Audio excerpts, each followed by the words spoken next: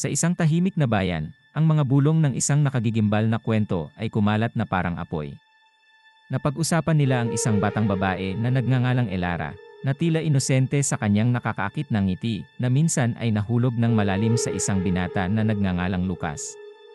Ang kanilang pag-iibigan ay namulaklak na parang ipinagbabawal na rosas, ngunit sa ilalim ng ibabaw, ang kadiliman ay nagkukubli.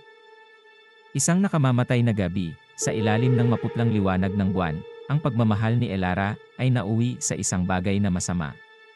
Nabalot ng paninibuho at matinding galit, nagplano siya ng isang hindi maisip na aksyon. Sa nanginginig na mga kamay at pusong nanlamig, binawian niya ng buhay si Lucas, pinatay ang liwanag na minsang sumikat ng husto. Ang mga sumunod na araw ay isang nakakatakot na pagbabalat kayo, habang si Elara ay nagpatuloy sa kanyang buhay na may nakakatakot na kalmado.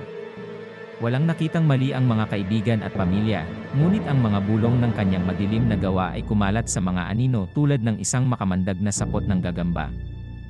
Gayunpaman, ang kadiliman ay may paraan ng pagpapakita, at hindi nagtagal ay lumabas ang espiritu ni Lucas mula sa kaharian, na lumitaw sa mga panaginip ni Elara.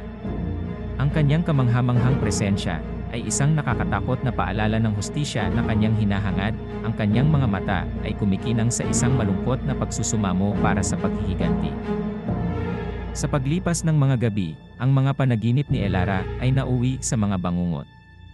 Ang malamulto na anyo ni Lucas ay lalong nagpumilit, ang kanyang mga bulong na nagdadalamhati na humihiling na mabunyag ang katotohanan.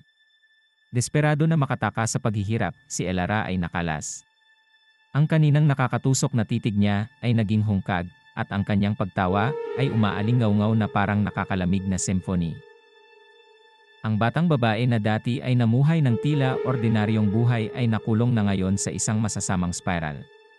Lalong tumindi ang hinala ng bayan, at lumabo ang linya sa pagitan ng realidad at bangungot.